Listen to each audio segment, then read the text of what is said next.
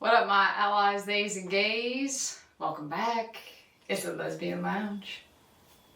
You ready for this episode, babe? I'm ready. What are we diving into today? Today is going to be about mental health and kind of your experience, my experience with it, and how to navigate through those kinds of tough times, some skills, some action steps to kind of move forward in the right direction. But really to make this all about empowerment and how we have gotten through it together and individually. Let's go. Let's go. Look at that. She's over here ready. Okay. When we look at mental health, what do you feel like a lot of people look at it as? That you're like weak or lazy. That you, like when someone, right, and when someone has to get medication, do you think that's like kind of looked down upon? I feel like a lot of people aren't into meds or, like don't support that trip. Yeah, and like if someone needs the medication, shouldn't it be like, yeah, do what you need to do to have that to be the best version of you? Your father and sister weren't really about it whenever we, Yeah, I do remember that. My dad not really being like one about it. And that's possibly due to past generations of how they were raised and how people like viewed it. And a lot of people, if they would just get some fucking therapy in their life, they would be much better people.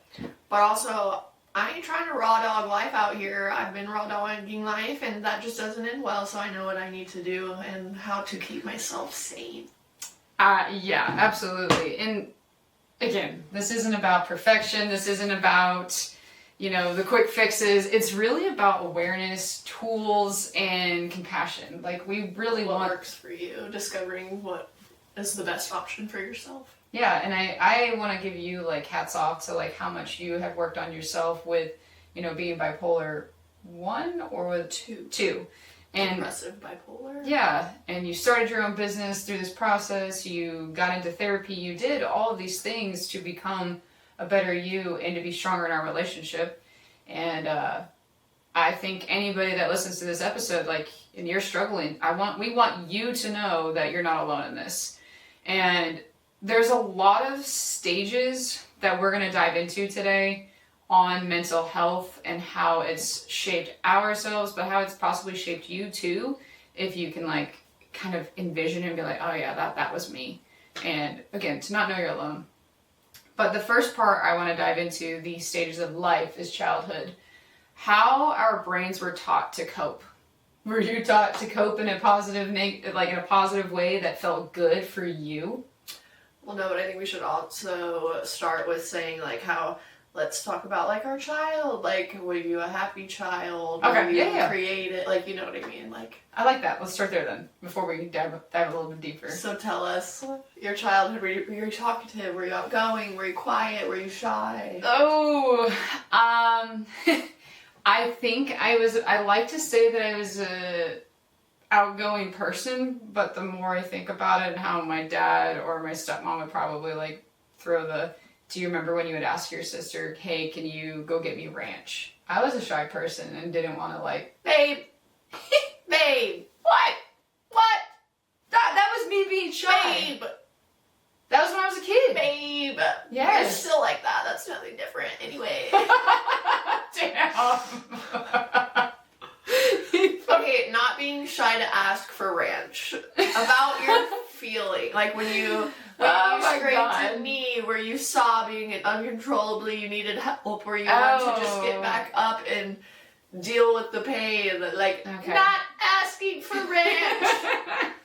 You like digging me back like little fucking layers. I love it.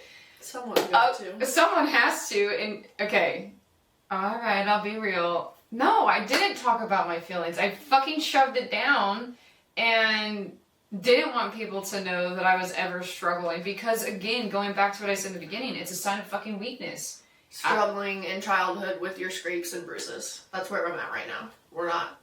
Yes. So when you busted up your knee, did you sit and cry to yourself, or were you able to go show your parents, or was your dad like, Kat, man up, rub some dirt on it? Like what? I think for me, remembering it, I just basically went through the pain, like didn't really say anything. Okay. So what about you? Do you think that affected your way of being now? My way of being now, well, if we were to look back 5 years ago, I'd be like, yeah, I'm a fucking asshole. But looking now, I will tell you, hey babe, I'm not feeling well, or hey babe, I had a cut, and maybe I take it a little too far and have the negative photo. Because you feel safe now. I feel so safe You're with able you. to have man flu, and you can comfort me, and maybe I'm like a little extra. Like when I had COVID that one year in 2020 after I got arrested, it was like, oh, babe. that was so pitiful. Well, shit, I woke up in like a deep ass sweat, and you're over here like, you're fine, you're fine. I did not say that. I said specifically, yeah. You literally drenched. Please take a entire shower. bed, yeah, and then you chugged orange juice and hurled. Anyway, we're getting off topic. Yes, we are, but no, it for me now, like, because you are my safe place, I can truly come out. When I was a kid, I don't feel like I had a true safe place. Even though there was people there to try, but it wasn't a constant thing. I had 2 homes where I was like teeter-totting, which was, what is the safe place? So for you, what? Childhood and bruises and cuts. I mean, I feel like I was very allowed to share if I was hurting, like with those types of things, you know, like if I scraped my knee, I was probably bawling about it. I was probably crying. Yeah, right. You know, you think about, you mentioned a childhood thing, I just thought of this off the top of the dome, is that my stepmom, Carolyn, used to rub my back, like play X's and O's. And I remember that as a kid, and that was like that affectionate piece that I did not have in my other home. And I really liked that, and I didn't ask her to do that, but I was like, this is different. I'm not used to this. So when I got that, I was like, oh, this is what like love looks like. Yeah. Self-affection, or however you want to quote that, or put that term. Yeah. But I can see that now with your parents. What? Like, they have created that space for you to feel comfortable and like talk about, I have a boo-boo, or like your mom. You guys are very affectionate with each other. Physical boo-boos we could talk about. Okay, in the physical family. boo-boos. Emotional boo-boos, they didn't really know how to talk about emotional boo-boos. Yes, and you still struggle with that today. Yeah, but we're in childhood still. Okay. Well, let's scoot on to middle school and high school. Okay, and that's with like...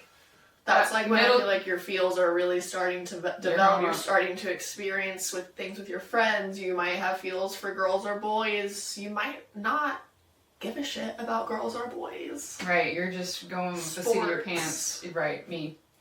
I think when I look at middle school, it was really the thoughts of like, who am I? Like, who are you? Right, I didn't know. I'm asking, who were you? I didn't know who I was. It was like finding my identity. I look back on pictures and I have like fucking pink eyeshadow. We love that. We love a creative queen. It really was just, I don't know, the negative self-talk, yeah, it probably was there of like, who is this kid? Did you feel like you had to compete with other girls? Did you feel confident in your own skin? Didn't feel confident in my own skin. I was always easily triggered when someone called me like a tomboy, which I fucking was for literally most of my life, so why the fuck did that matter? But it's because I wasn't confident as a lesbian. I wasn't out as a kid, nor was that ever even like a conversation in my home, you know? I didn't really think about lesbianism or straightism until like, 8th grade. Yeah, well... That just didn't interest me, I didn't... But I also had, when I was a kid, when I was at sleepovers, I'm like, why am I thinking this girl's cute? You know what I'm saying? Amy, and that's gonna come up later. I experienced that in middle school. Yeah, a lot of us did. Right. So how did you feel in middle school? I just kind of felt like I was out here, like, what is this new world? This new world. You go from being little elementary 5th graders, and now you're at the bottom of the food chain again. Well, we're also possibly experiencing the time of the month. Yeah, that's true. Oh, shit, man. I got mine in, like, 5th or 6th grade, I think. Yeah, I remember when I would get the jokes of, like, I wish you would just start bleeding already, and, like, have that happen. And I'm like, who the fuck is joking about that? that face. Well, because I was just who like... Who was you talking to that said that? The person in my home, my mother, like, and she just always would say, like, why are you such a bitch? And I'm like, well, I'm a bitch because I don't love... I'm a bitch, I'm a lover, Thank you for that. Way to like ease up the pain for me, because that was like a hard cut to the I feel like wounds. Sarah would have like, that would have been like 2000 Cigarette Mom playlist is, I feel like that's Sarah. That's so good. Yeah, no, she called me a bitch and then like make me feel bad, but I was like the Taylor of, yeah, it was getting ready to start the time of the month, but also like I didn't know who to talk to about what I was experiencing internally. Like, I'm in this glass case of emotions and I can't tell you and express to you how I'm actually feeling. And that's hard. Yeah. So I kept everything shoved down in middle school. Yeah. And I did get into the self-harm then. Or started to, and then it did start to spiral into high school. So we get to high school time. How do you... I'm not done with middle school. Oh, okay. We're still diving. Okay. When You're pulling me back. Self-harm, what introduced you to that? Like, where did you first see that? And then what was your mind connection of wanting to do that?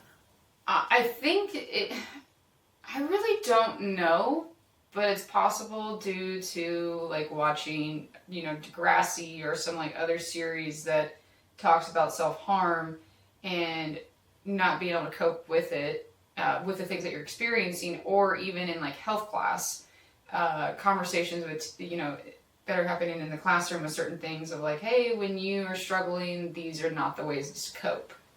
I feel like it's more so with girls, young girls, and experience that because we don't have a safe space. I did not have a safe space. I didn't feel comfortable. So it was like finding ways to like, feel something that like, oh, I am okay, or I'm good for that time. That was masking what I was experiencing.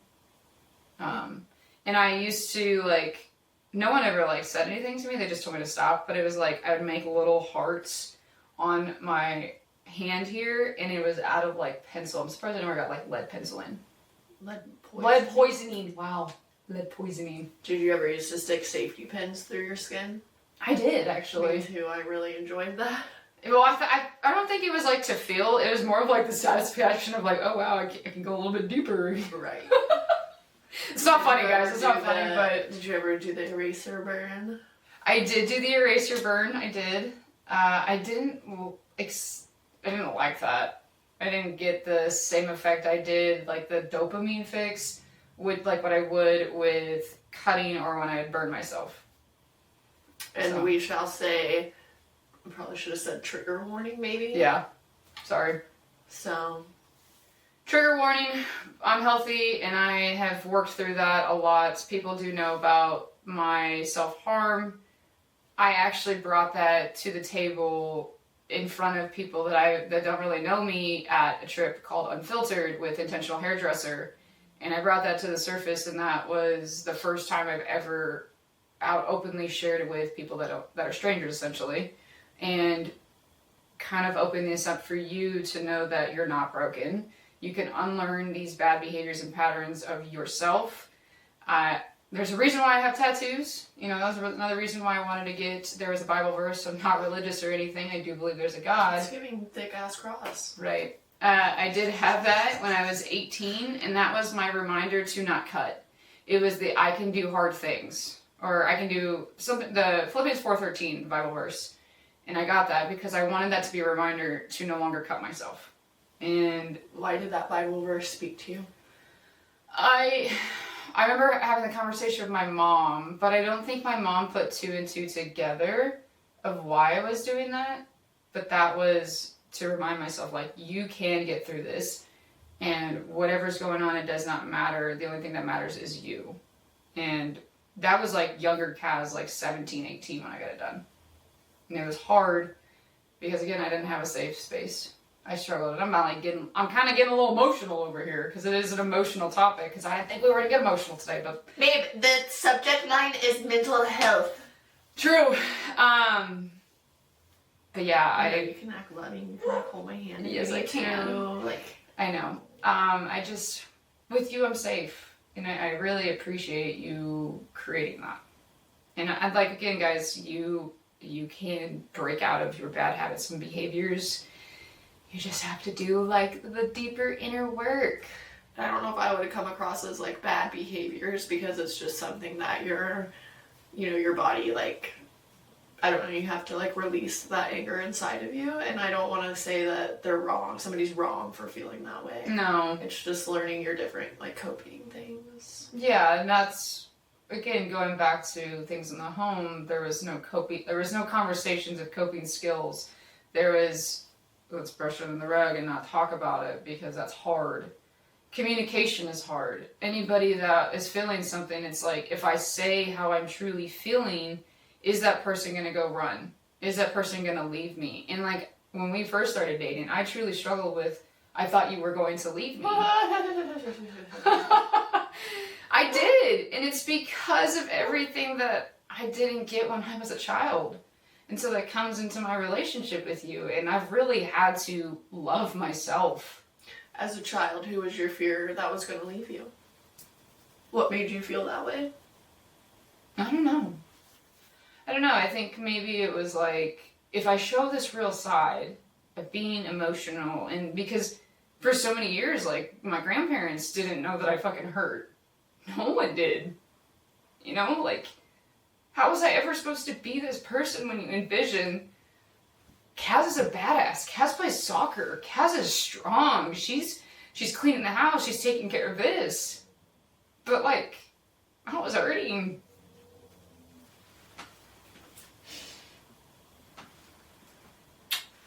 I was hurting so bad. And I just wanted... Hold my hand, damn it.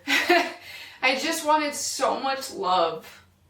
And I just don't feel like I got that peace. I feel like my mom would probably say, well, I gave that to you. But it was in ways that I didn't do a good job of saying what I needed. I'll take ownership on that. But you're also a child. Yeah, I'm also a child. But going back to generations, how she was raised, did she have a safe space? Did she have the ability to talk about it? Was there an opportunity to shed tears? Was there an opportunity to just like, hey, we're gonna spend the next hour together in this room and we're gonna fucking figure it out, no matter what? No, probably not. We never fucking did that. God, it was like screaming matches in our home.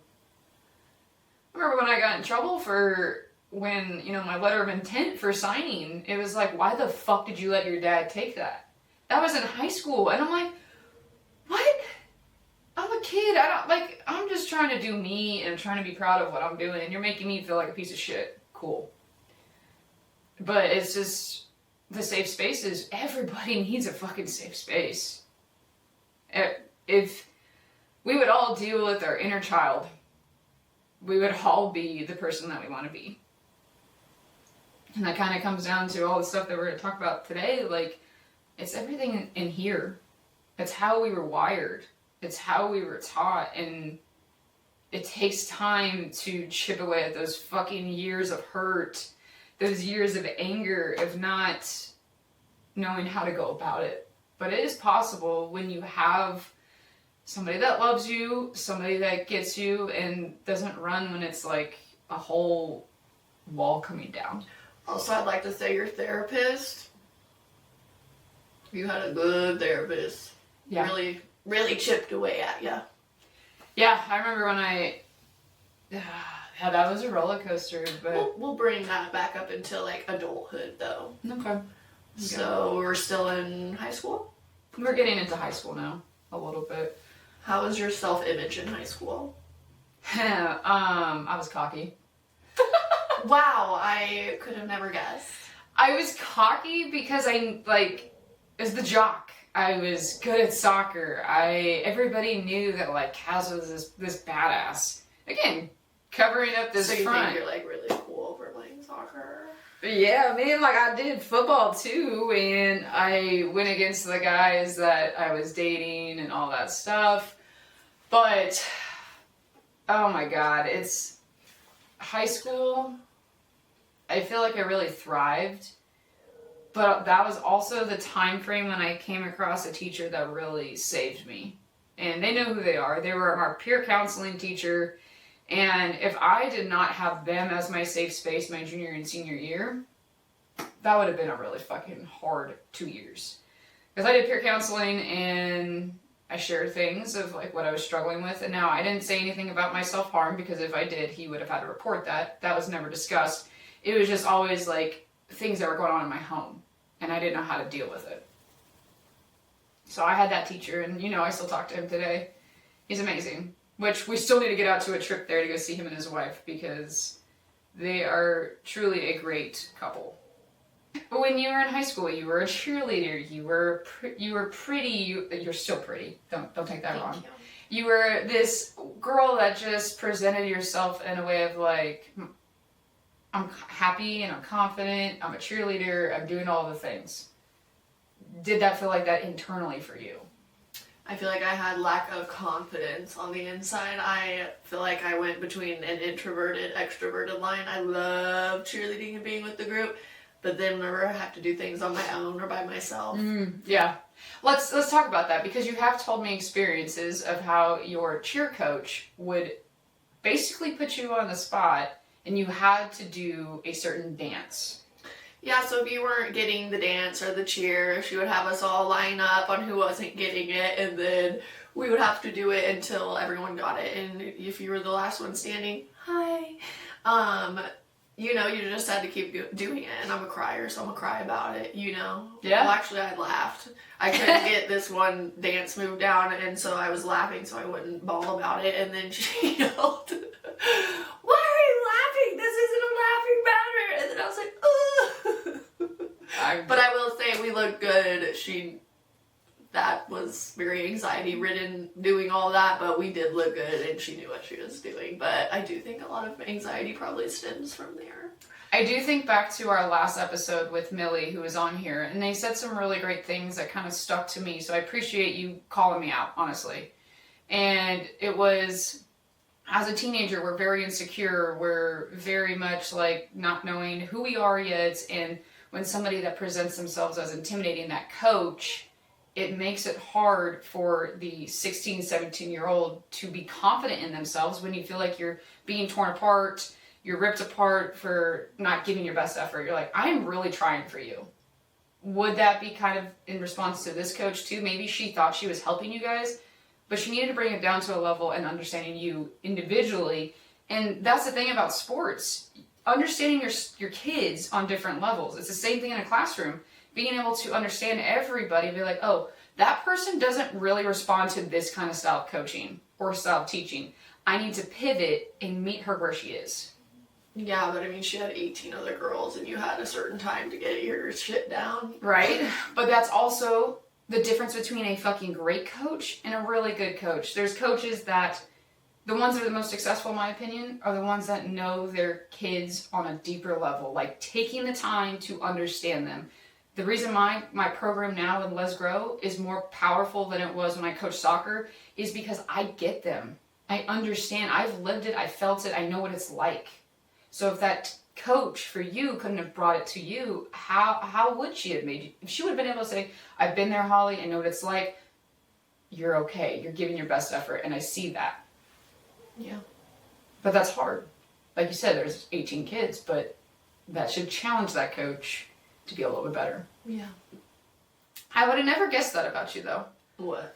It's just like struggling with confidence. Because I see all the pictures of you, and you did some really cute stuff on your senior photos, and you seem like a bright light. And I would never guess that you were struggling. You're the social butterfly. Yeah. There's a reason why everybody gravitates towards my wife, and I love that. It's because you are the light. Like, you literally are the person that has brought me to, like, be calmer, more warm, because you tell me, hey, babe, you need to smile some more. Or, hey, babe, you're okay, or you're safe. But the way that you work with your clients, like, I admire. That makes me want to do the same thing, because people open up to people like that. Yeah. And you do a good job of it. Thanks. But you never show that you're hurting or struggling. Until recently. Yeah, it's like a mask. Well, I mean, like so whenever I saw my therapist, and she was like, what did you do in high school describe you as a person, And I said, I was a cheerleader, very, like, happy, like, blah, blah, blah. She's like, oh, so you learned how to put a mask on from very early because you're out to please other people. And I was like, oof, this is gonna get real. Yeah. Same with hair, you put a mask on you have death or whatever, and then you go in and I don't want to tell all these people. Yeah, because then it brings down their experience, right? Well, that and like I don't want to cry at work, or I don't want to have to literally go through it because then this person sitting next to you, they're gonna hear, and yeah, they're like, oh, what's going on? Then the stylist is gonna be like, hey, I heard you, and then it's just gonna be this whole like thing. So here's the thing for everybody that's listening, our allies too, is that if you see a hairstylist, like actually, like, really care about them because they're putting a lot of time and effort for you to look good and feel good. Maybe like just genuinely do something special for them. If that's just like, hey, I appreciate, like a soft touch or saying something kind, because you talk about it. You sometimes are putting on a mask and you really won't know until that you as the client have been there longer to understand that like my stylist is a little bit different today. What's up? And we do have somebody that knows you pretty well now because they've been with you for years, but they pay attention to how you are and how you carry yourself. Like when you're really talkative versus not talkative, but you're different with every client. Yeah. But I can tell a difference too. I notice when you start to kind of go a different way in just at home, in our home or at work, little small things. So guys, always say thank you to your stylists. They're there to help you look good and feel good, and they're possibly going through something too. And everybody is. And we absorb so much information, so much more than just hair, Oh yeah, I feel like you need 5 different hats with everything that you do because you're not just a stylist, you're a therapist, you're maybe a role model for a young kid, whatever the roles that you want to put into place. But you do a lot, and it weighs on you. Thanks for recognizing that. That's nice. Yeah, I do. I've seen you bring it home, and I see that I brought that home when I was coaching soccer. And now it's my time to really pay attention to when you need something most. And that's why you're going to get a massage this week, girl. Yeah. We love that for you. Heck yeah. Okay, now let's get into more of our next stage of life. We moved from high school, now we're going into college. So I was at Mizzou, you were in cosmetology school. For you being in cosmetology school, were you feeling like you were moving into the right next step of your life, of feeling confident like you were in high school, but still internally kind of struggling? I feel more internally struggling because I was trying to learn all of this new stuff. Still in the closet, trying to figure out where I'm supposed to go and who I'm supposed to be. And so I feel like that was kind of like an iffy time. Right, I do have a question because this story it's pretty funny, I think. The squirrel. Yeah. Can you tell us? You called one of our friends, about how you were going to be late, and you said that there was a squirrel. There was literally a squirrel in the middle of the road with a corn cob in its mouth, and it's a 1-lane road, and so I said, yes, I'm going to be late for school because there is a squirrel in the road. That would not move. And when I say it would not move, it would not move. Okay? And you are a animal lover, and you are not going to kill that thing. I'm not. I'm just let it enjoy its feast and get on its way. That's so good. Wasn't somebody dressed up as that in your 30th birthday for you? Sure was. Blonde wig, bright blonde wig, a squirrel with a corn cob in its mouth carrying around. Snaps or claps. I love that. Okay, cosmetology school was a little bit of a struggle, but kind of getting through that. How was your hair? My hair or doing others' hair? Your hair. It was bleached. I wore extensions. It was one of those top is bright blonde, bottom is brown. But I also had someone turn my whole head bright purple. Oh shit. Before we were supposed to go to Whiskey Wild. Needless to say, we did not go to Whiskey Wild.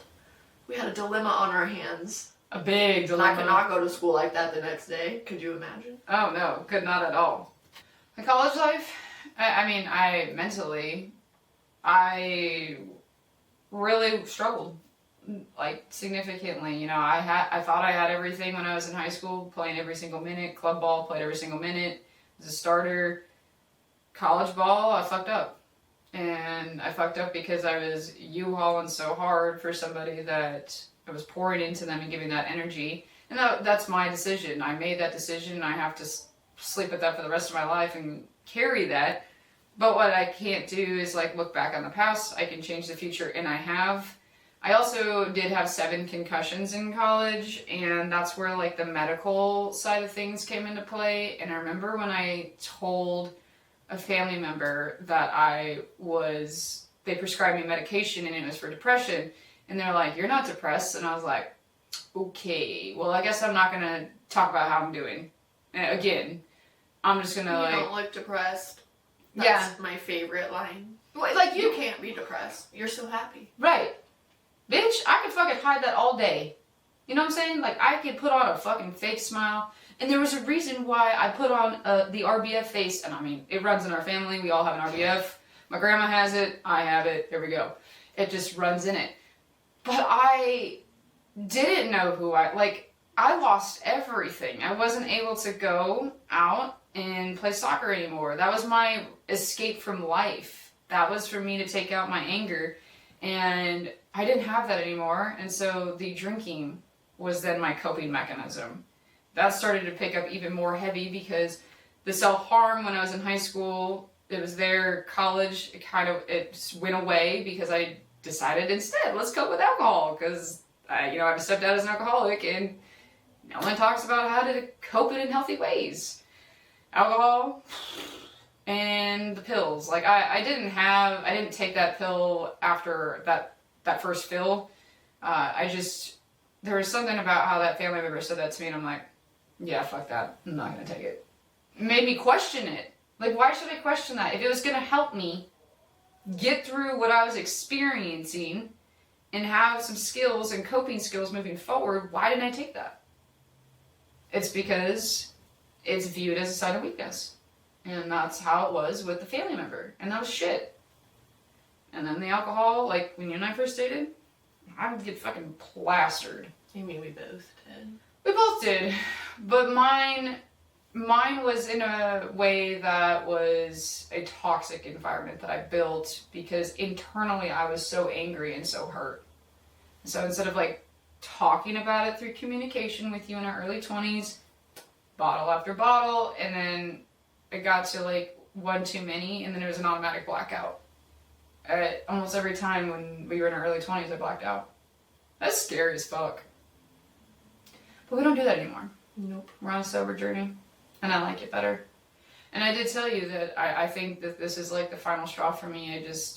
Alcohol has been poison. Alcohol is poison in like my stepdad who struggles with that, and I don't want my life to be like that and have fights in our home like I grew up with. And I want to be a better wife for you. I want to be a better person for myself first, but second, provide a better life as we grow older in our 30s and 40s and on. Yeah. So, yeah, high school or college, that's how I dealt with it. Adulthood.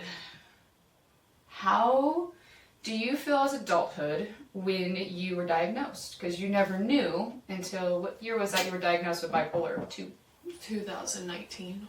Okay. So after we got married. And I will say it makes a lot more sense when you got diagnosed because you went through phases during the winter specifically, I noticed. We've been together 10, going on 11. And it was always this time frame when it came around where I noticed a struggle. But then, we talk about seasonal depression. But then after that happened, we were still in phases too where something would be really tough. And then we'd get really good. And then it was just like kind of this cycle of, all right, how do we ride this? And when you found that out, was that kind of like a sign of relief? Or... I'm not sure I would say relief. Oh, okay, not relief, but to know that now you know what's wrong and you can be treated. Yeah. But not an extent to fix the problem. Right. So I would have to be on medication the rest of my life. Mm-hmm. And and a lot of us do with bipolar is we think we're better, so we come off of our medication, but it's just the medication working. Yeah, and you did do that. Yeah. Quite often. Yeah. But the last year and a half, you have not. I've been very consecutive on my medication. I found what works for me, which is a lot of trial and error, which really frickin' sucks. But I needed to do what I needed to do, so. And I'm glad that you did. I'm glad that a lot of trial and error, you talked to different... The thing about you, when we were in Boonville, you had this one doctor, and you were in there asking questions. You were very on your shit with your mental health. And I admire that because I'm fucking not, was not, until you were like, Kaz, you need to do something, you're not okay. Well, because that was affecting me. Exactly. It was. It was putting two toxics together and no one's doing anything. And then you are kind of the reason that I was like, all right, there was like this final mic drop of like, all right, bitch, it's time to get yourself figured out so you can have a healthy relationship and no longer toxic. You did a lot of medication choices and stuff with the doctors that you spoke to, but now where you are, you do have your bumps. And so when you have those bumps, what is the things that have been working to get through them? It's different for everybody, so. Well, with bipolar, sleep is a huge thing. You know, we were going out all the time, we were partying, we were staying up late. That's not good for bipolar. Mm-hmm. I need to make sure I get sleep. Routine is good. So whereas I might sleep a lot, where someone can not sleep a lot and be functional and be a good person of society. Right. Getting your sleep and your rest. You know, exercising is also really good, which you really try to push, which, you know, like, we love that. We love a supportive queen, but with depression, bipolar depression, sometimes that's just not. Yeah, and I wanna make this known that I do take my hat off with you after the last 2 years of transitioning into full circle lifestyle and fitness coach. It's not about more workouts, it's not about more perfect meals. It's about here. To truly change is being aware of you. And I think I started to pivot this when I had a client that like said, this is working better for me, and it was the mindset. And with you, you know, we did a 30-day reset on posture. I knew that I wasn't going to get you to be able to lift weights. I knew that.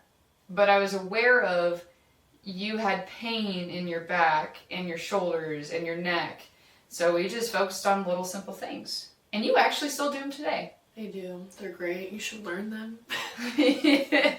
Really simple, really easy. We do have our Let's Grow coaching community on the school platform. So if you want to be a part of that, you can join where it's free. And you, hardworking lesbian or allies, are allowed to be a part of that. We have tabs on everything with classroom stuff, courses, recordings of our calls. If you want the upgrade to have more sources in there, it's $9 monthly now with Q&A support Monday through Thursday.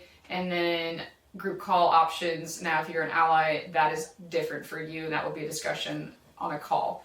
But we really do want to try and get you to do things like that to feel good in your skin, little small shifts. The other stuff, what have we tried that, for me, this has helped for me, but I think for you too. What was the one thing that we've changed this year together? You want me to make the bed? Okay. You want me. It's for you! You keep saying for me, but it's for you. No, it's for me now. It is. Because, okay, I'm going to be honest. I struggle in wintertime. I do. I struggle in winter. And it was you, but then I noticed, like, over the last 2 winters, I'm like, what I try to do, like, it's just, like, trying to see the positive.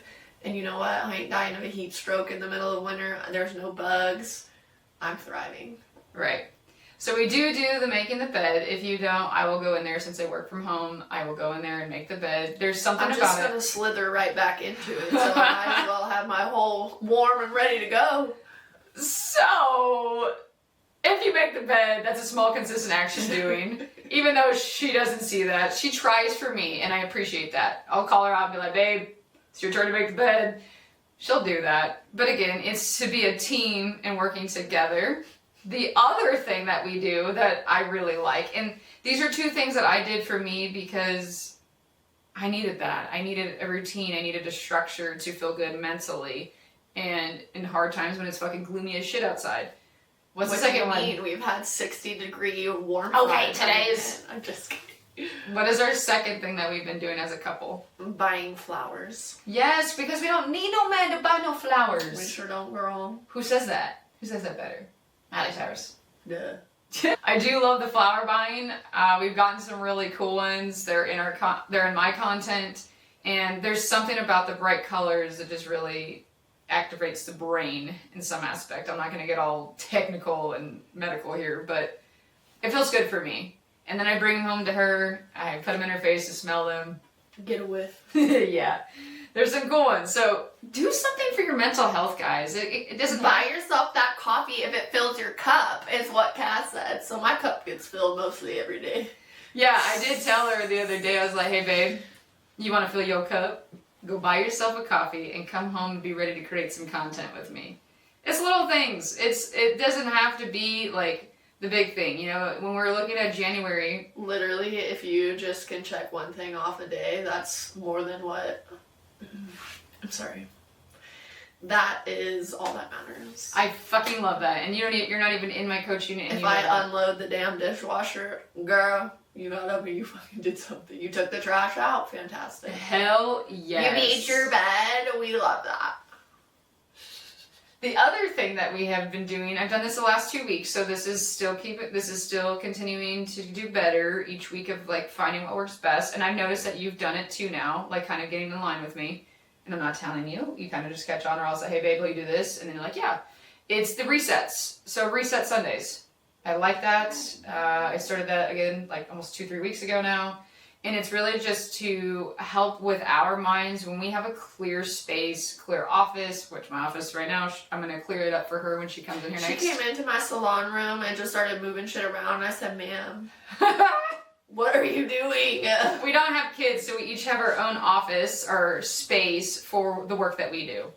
And I really do like the reset. So it's sweeping the house, mopping the house. We do have, a lot of fur babies, so we got to keep the fur updated. Also, when we both do it, like, it doesn't take long at all to get the house back in order. Yeah, and the other thing that, I don't think we did this, like, intentionally or saying it, but I will fold the laundry, or she will, and then we'll put our stacks of clothes of ours, and then it's your job to put yours away. That way you're not spending so much time and feeling like you're taking care of the other person. So, one can fold all of it, and then separate and be like, all right, babe, your stuff is here. That way you're sharing the workload. So, I like that. Team effort, baby. Okay, let's talk about how being a partner of someone with bipolar. We don't have this on there, but I was going to partially. Should we discuss the grippy sock? If you feel comfortable. Okay, we can share some of that. Okay, well, how do you... I don't want to start something that you're not ready for, so you dive into where you want to begin. We had an experience. Yeah. Well, I was also going to mainly kind of like jump in of what like the experience of going to a psych, trying to check yourself in, and like the experience of being there, which with that I feel like would be good for you to also, for you to talk about, like, that was learning for you as well. Yeah, I mean, I've had to learn a lot on how to coexist with you. We're being with somebody with bipolar 2 or bipolar or any kind of mental health disorder. Is it disorder? Or it's, you have to make sure you take care of yourself first. Priority. It should always be the priority. Love yourself first, so that way you can be present with the other person. And I've made sure I don't take things personal. I really struggle with that. I thought it was like when she was having, I don't want to say the word episode because I know that's not a word you like, but for the term, so to speak, when those things would come up, I'm like, oh my God, you what? can call it an episode. It's fine. When the episodes would come up, I'm like, well, God, what did I do? Is it something I did? Is it something? And every time I asked her that, it was like, Kaz, this isn't about you. And I'm like, you're fucking right. It's not about me, but why am I not getting this? Because I wasn't paying attention and I wasn't listening and hearing you. So that was one thing that I've really learned over the course of time. When you are going through it and riding that motherfucking wave, I need to respect and give you your space and time to go through what you need to go through. And be there with comfort. Support you in just holding you. Support you in just hearing you. And you don't like to talk. So if you need to text me while I'm in the other room, you text me. Because that's what works for you. So knowing your partner, but again, don't forget this. Take care of you. You continue to take care of them. You're putting so much energy into that person where you're not even present anymore. The resentment, the anger comes out. And I'm telling you right now, I'm not going to do that where I pour into you. I need to take care of me so I can be the best me to help you through those times, to support you essentially. Yeah. So that would be what I've learned over this course of time. Over the last 10 years, it's not about me. And I have to remind myself that when these things come up. It's not about you, it's not about you. Stop making it about you. It's about her. Yeah, and I feel like that's hard as well for a partner because you can't see all the things that are turning in my mind, you know? Yeah, and I don't know what it's like. You know, I'm polar opposite of you. I fucking can go. You know, you see me work from 6 a.m. right now till about 9 o'clock at night because I'm building a business. But you support me, and that's me. And we will have those hard conversations of like, hey, babe, I understand that you don't like to work, but I do. And that's okay. That is okay. But we're having the honest conversations, and that's what you need to do as well. Honest, open conversations, and no judgment. Yeah. Communication matters. Communication is everything. Yeah. That's how we've gone through our toughest times, and like, you know, when we did check you in. Fucking horrible. They make you wear a period red suit, top and bottom, and make you walk through the entire fucking hospital, bro. If I wasn't on the edge, that was enough to freaking, you know. Mm-hmm. But it wasn't like I was going because I was I didn't want to hurt myself completely, but I didn't want to hurt you, like, you know what I mean? Yeah, you were just in a space where I couldn't, there was no help that I could give.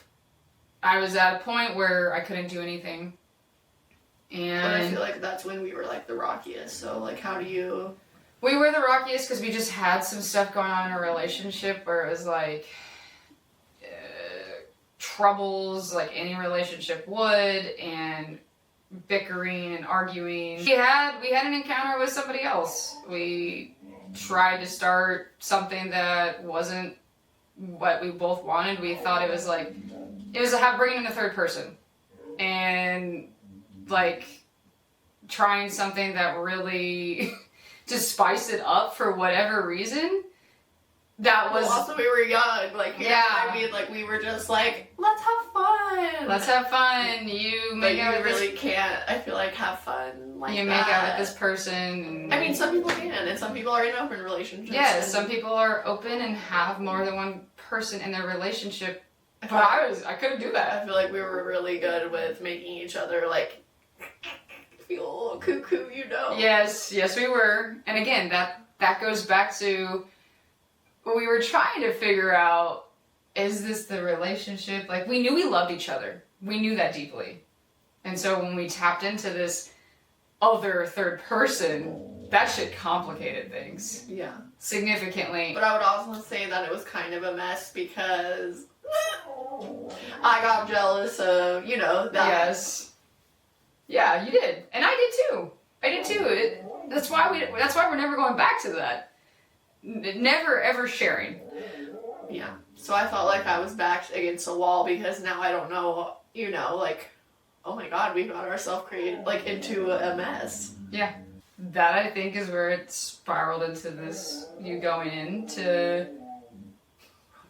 Yeah, I know. We can hear our blind baby. We might need to get him. So we really didn't know how to navigate this one. Also, we didn't love each other internally. Like, we did love each other. Internally, we didn't love ourselves. Therefore, we needed to learn it was the insecurities that before we even, like, remotely even started to have those thoughts. Yeah. We didn't love ourselves. Because then we just are a mess. Right. Yeah, so that third party, that was in our very beginning of our relationship. Don't recommend that. But if that's your thing, no judgment. And we weren't going to talk about this, but we are very, very much open and honest about who we are, what we've gone through. And everybody's different. And, you know, I really want to say I'm proud of you for talking about your groupie sock moment. Because that's hard. That's really hard. I talk about my drinking, and I didn't think that she was going to bring this up. By the way, this is Rocky, our blind baby. He's a titty baby now. Yes. And it's one of those things when you went through that groupie sock moment, I'm like, oh my god, like, what's going to happen to us? We thought we were going to be done. Yeah. Your mom and your sister. Yeah, let's back up about that. Okay, go ahead. So at the hospital, whenever I walked out, here is Mom, Rick, Christy, Kaden, which we love the support, but then we had to talk about it, you know, and I wasn't quite really ready to share all that with my mother, but I had no option. Yep. So, I mean, now it's out there for everybody to know about us. Yeah, but whenever it comes down to it, like, we're the ones who, like, we worked on it. Yeah. We've worked on ourselves. We've come such a far way. We were trying to understand Mm-hmm. what we were going through at the time, and we were young. I feel like you can't. Life's about learning from your mistakes, and yeah, it was an experience, and if we didn't have the experience, we wouldn't be here. I agree. I don't think, I do not think we would have been here if we didn't have, you know, your parents being a sounding board. I remember the drive with your mom, and she's like, so, like, how are you guys going to do things? And I'm just like, I don't know, Deb, but we're going to figure it out because I love your daughter. And, you know, we both made mistakes in this experience, and it's what came down to it for us Hazels is that we deeply loved each other, and we were going to figure it out. And we did. Our relationship is so much stronger because we had a tough 4 years, essentially. You know, first 4 years in Boonville, and then, like, we had another tough year. But as the years went on, and we grown together, Here we adjust. You needed squeezies. So, I mean, all of that happens, and who we are today, we are the strongest we have ever been in our relationship. Yeah. We have been through some tough times. I don't know where your mic has gone, so I'll just I feel flip like this. also it was a lot of, like, really big tests of, like, we wanted to work, like, we're gonna work through this, we love each other, like, kind of, I feel like, test the boundary of how much will you put up, how much will she put up with. Yeah. And I think we both put up with a lot. We did. We did, and I am very glad that we got through it. Yeah. I think we really proved that we wanted to be together, and, you know, we made it that far. Yeah. I feel like most people would probably give up. Yeah, the idea of, like, cheating or whatever you want to classify our thing as, we both knew it was happening. We both were aware of it. We just took it too far. And conversation after conversation, I feel like we really battled that for 2 years to work through this thing. We talked about therapy. We did not get into therapy. We just worked on things internally and then as a couple to grow. And You're happy. like I want to say again, our mental health and physical health compared to 5-6 years ago, stronger. Holly's on her medication. She's been on it consistently for the last almost 2 years. We're going on 2 years now. Do we want to share a funny about my medication? Please do. Okay, so I got started on lamotrigine last summer because I needed to. The year before, I was probably in the best. Like, I was working out constantly on the Saturdays with Kaz in her classes. You know, like, that was just a really good year for me. So then the time rolled around where I needed medication. And so I went in, and the thing about the big tree is they're not really, like, the, like, general practice kind of thing, and not really so much mental health, so it was a lot of trial and error. And so she wanted me to start lamotrigine, which has a black box warning, okay? So that's startling, and then you have to start very slow and work your way up. So I, being sleepy as I am, that morning I went in and she was going to order me the slow start of like 50 milligrams, and then I had another bottle of like 200 milligrams, right? So me not really reading my bag of prescriptions, I decided, I just opened one thinking the other one was my Prozac, you know, whatever. Yeah, so I took the 200 milligrams while I was driving, and then about halfway home I realized, maybe I should have looked at, you know, each bottle. So then whenever I looked at it, and I see, and I had taken the 200, and she kept saying, there will be a rash. And I said, well, I'm a rashy gal. What kind of rash do I need to look for? And she was like, you'll know. And I was like, okay. So I'm sitting in the car on the side of the road, and I'm Googling what this rash will look like. This ain't no rash, okay, people be in the ER, in the burn unit. So I immediately just start panicking because these people's skin is falling off. So I make myself vomit on the side of the road. I'm panicking. I'm sweating as one does. So then I call and I let them know I have made a big doozy. I have made a mistake. And so basically they said we would just kind of have to ride it out. But if I threw it up, then, you know, most of it hopefully came out. I do remember so that. read your instructions on your medication. Take it serious if it has serious side effects, and have open communication with your support and everyone that you have, and let them know. Mm-hmm. If shit gets a little weird, let me know. Yeah, 100%. 100%. I remember that. That is a good funny, but like she said, make sure you read that bottle. Okay. Our ending stuff, our wraparound. What is our takeaways that we want to focus on moving forward, you know, from being kids to now adults? What's the most important thing that we've learned? How important routine is. Mm-hmm. Yeah, routine, again, that's going to be different for every single person. Our routine, again, is Hazel's. We like our Sunday reset. We like to do our flowers every week. I like the bed making, not Holly. But it's what we like to do. And the times that you're going to bed, we do a really bad job of that now compared to when I was in teaching, because we have the flexibility as entrepreneurs. But getting yourself to bed at a decent time. So like if you're saying you're going to go to bed at 9, then you need to clock out from your phone at least an hour to 30 minutes beforehand to help with it, because the bright lights keep your brain wires going. So figure out your routine. Love the process. Don't, like Holly said in one of the parts today, don't try and change everything. I love how you said you did the dishes today. That helps you feel good, because in January, people focus on big outcome of like, I want to lose the weight, and there's nothing in between to lose the weight.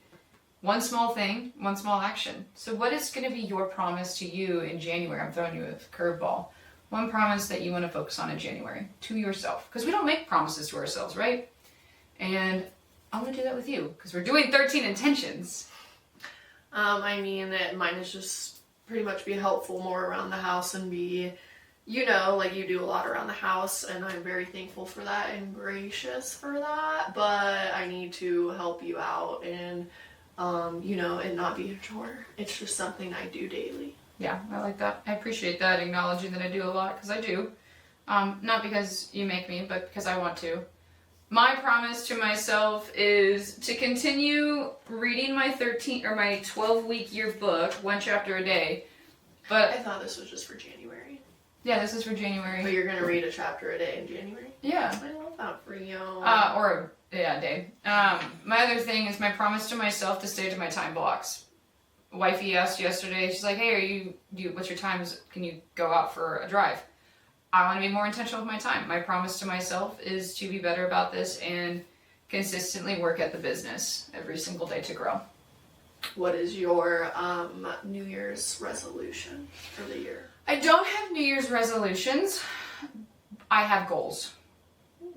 I have goals, and what do I want to achieve? And part of you guys is being a part of this community. I want to grow my brand. I want to be the top well-known coach, lifestyle fitness coach in the industry, because what I'm making and building. There is not enough of what I do. There's a lot of coaches that are out there that do fitness stuff with like your meal plan and your workout. I'm full circle. I want everything, because I want to change you inside and out. That is my goal, the 3R framework. But we are on the road to 10K followers on TikTok. And every single day, I will be making a post about where we're at. I'm on TikTok live 2 times, if not 3 times a day now. And Holly and I are going to go to whatever state we pull out of the jar from getting 10,000 followers. And what we will do with that, when we hit 6,000, when we hit 7,000, when we hit 8,000, we will send some merchandise to that person when we pull them out, or put them on the wheel, when we spin it on a TikTok live. That's my goal. I want to be the top well-known coach in the industry. Yeah. For our queer peeps. Because I'm damn good at what I do. Hell yeah. And you support me. Yeah. So that'll be my goal. I mean, it's a big one, and I know how I'm going to get there. Love it. Yeah, I'm more confident because here. I can see that. I know you do. Well, we will be back again next week, and we will be bringing on another guest here in January. So stay tuned for that special guest because they are also a former teacher. Hey, let's put up a seat And let's grow together.